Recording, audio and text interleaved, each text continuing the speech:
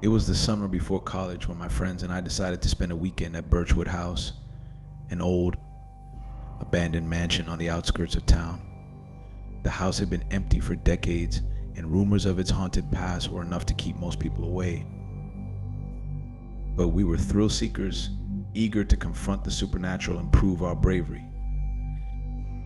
There were four of us: Josh, the daring leader of our group; Emily, my childhood friend with an insatiable curiosity; Mark, the skeptic who laughed at the idea of ghosts; and me, Sarah, the one who always felt a little uneasy about these adventures.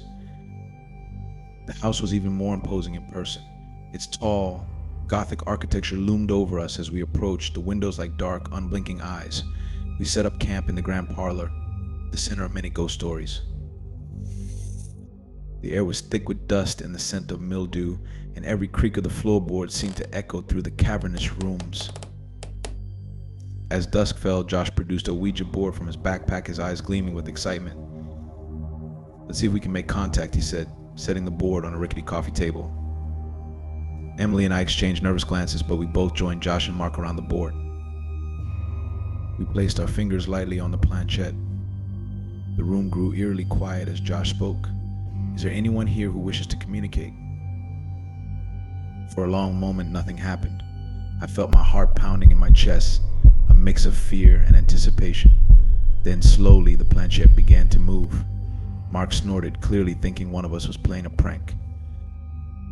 "Stephen," it spelled out. "Stephen." Josh asked, "Were you the owner of this house?" Planchette moved to yes. "What happened to you?" Emily asked, her voice barely above a whisper. "Killed," the board spelled out. A shiver ran down my spine. The rumors about Birchwood House involved a murder, but no one knew the details. "Who killed you?" I asked, feeling a strange compulsion to know more. The planchette moved more quickly this time. "He is here." "What does that mean?" Mark asked, his skepticism wavering. Before we could speculate further, a cold draft swept through the room, extinguishing our candles and plunging us into darkness. I heard Emily gasp and Josh fumbled with a flashlight, the beam cutting through the inky blackness. A figure stood in the corner of the room, barely illuminated by the flashlight. It was a man, his face twisted in anguish, blood seeping from a gaping wound in his chest. "Stephen," I whispered, my voice trembling. The figure nodded slowly, then pointed a bony finger at the Ouija board. The planchette moved on its own, spelling out a final, chilling message: "Run." The room erupted into chaos. The walls seemed to close in, and a cacophony of whispers filled the air. Shadows danced violently around us, their movements erratic and menacing. Mark was the first to break, sprinting towards the door. Emily and Josh followed, but I was frozen, my eyes locked on Stephen's ghostly form. "Sarah, come on," Josh shouted, grabbing my arm and pulling me to my feet. We raced through the darkened house, the oppressive presence pressing in on us from all sides. As we reached the front door, it slammed shut with a force that shook the entire house. "Try the windows," Emily cried, her voice edged with panic. We scattered, trying to open the windows, but they were all stuck fast. The whispers grew louder, and I felt a hand brush against my neck. I spun around, but no one was there.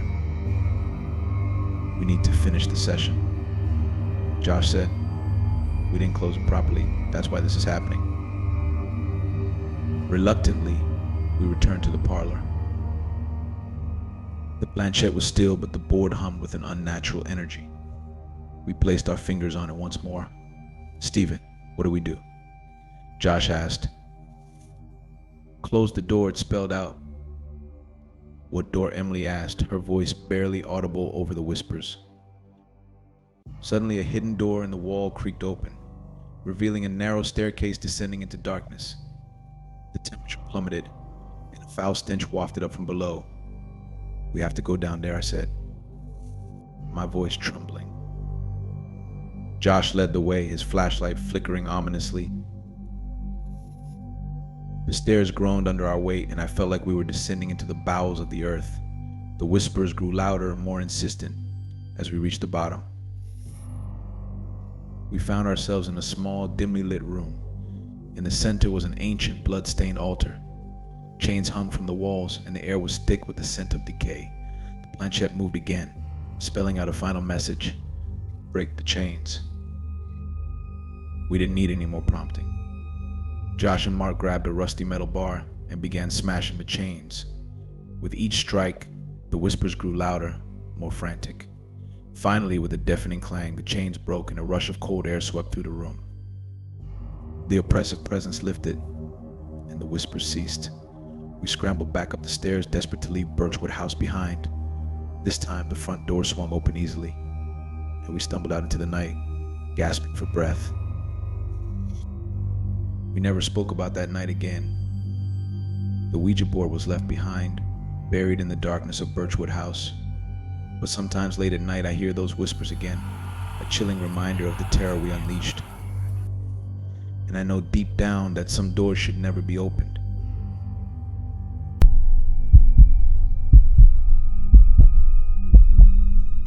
The night started innocently enough. My friends and I were huddled in my basement, seeking thrills and a break from the mundane routine of high school life. It was Halloween, and the flickering candlelight cast eerie shadows on the walls, enhancing the creepy atmosphere. Among us were Lisa, Jake, and Emma, my closest friends who, like me, were skeptical yet curious about the paranormal. Jake produced an old, dusty Ouija board from his backpack, a mischievous grin playing on his lips.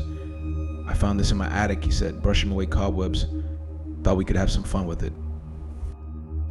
I felt a chill run down my spine as we set the board on the floor and arranged ourselves around it. The letters and numbers, along with the words yes, no, and goodbye, glowed faintly in the candlelight. We placed our fingers lightly on the planchette, the small wooden piece that was supposed to move and spell out messages from the spirit world. "Are we really doing this?" Emma asked, her voice shaky but filled with excitement. "Why not?" Lisa replied. "It's just a game, right?" Jake started by reciting the traditional opening. "Is there anyone here with us?" he asked. For a moment, nothing happened. We exchanged nervous glances, ready to burst into laughter at the absurdity. Then, slowly, the planchette began to move. Our laughter died in our throats as we watched it slide to yes. "It's probably just one of us," I said, trying to sound nonchalant but feeling my heart rate rapidly increase. "Who are you?" Jake asked. The planchette moved again, this time with more urgency. It spelled out a name, Marcus. Marcus. Lisa repeated, "Were you alive once?" "Yes," came the immediate reply. "What do you want?" Emma asked, her voice barely a whisper. "Help." We all looked at each other, a mix of skepticism and fear on our faces. I decided to push further. "What do you need help with?" The planchette zipped across the board, spelling out a chilling message. "Trapped here." A sense of dread filled the room. "How can we help you?" I asked. "Free me." Before we could respond, the basement lights flickered and went out, plunging us into darkness. The only light came from the candles, which now seemed to burn with an unnatural intensity. The temperature dropped and I could see my breath misting in the air. "This isn't funny, guys," Jake said, but his voice lacked conviction. "I'm not doing this." Emma cried out, pulling her hands away from the planchette. The planchette, however, continued to move on its own. Stayed spelled out, followed by "Don't leave." Lisa shrieked and jumped up, knocking over a candle. The flame guttered out, leaving us with one remaining source of light. "We need to stop this," I said, trying to keep my voice steady. "Let's say goodbye and end this now." We placed our fingers back on the planchette and I spoke the words with as much authority as I could muster. "Goodbye, Marcus." The planchette didn't move. Instead, the board seemed to hum with energy, the letters glowing brighter. "He, Eliza," spelled out. "What does that mean?" Jake asked, his eyes wide with fear. Before any of us could answer, a low guttural growl filled the room. Shadows on the walls seemed to elongate and writhe, taking on grotesque shapes. The growling grew louder and more menacing, and the temperature continued to drop. I could feel an oppressive presence in the room, as if something ancient and malevolent was watching us. "We have to get out of here," Lisa screamed, bolting for the stairs. But as she reached the door, it slammed shut with a deafening bang, trapping us inside. Panic set in. Emma was crying, Jake was frantically trying to pry the door open, and Lisa was pounding on it, shouting for help. I was frozen, staring at the Ouija board, which now seemed to pulse with a life of its own.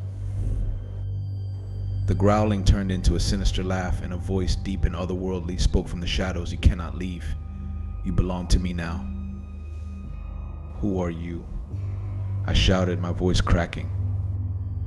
The board responded slowly, deliberately. "I am the one who lies. I am the darkness." The candles flickered and went out, plunging us into total darkness.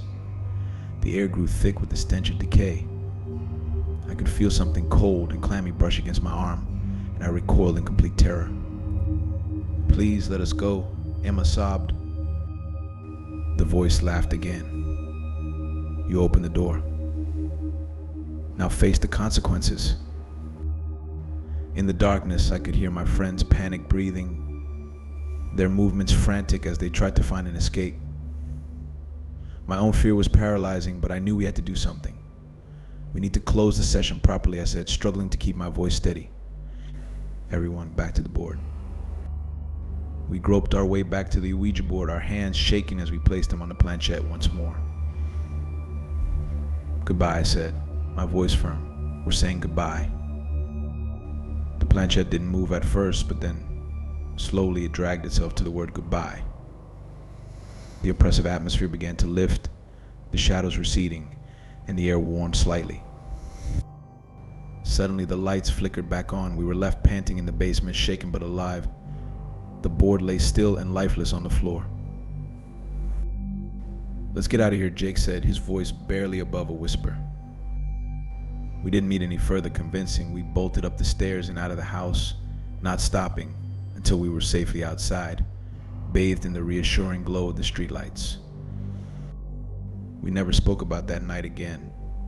The Ouija board was buried deep in Jake's attic, never to be touched, but sometimes, late at night, I still hear that sinister laugh echoing in my mind, a chilling reminder of the darkness we encountered.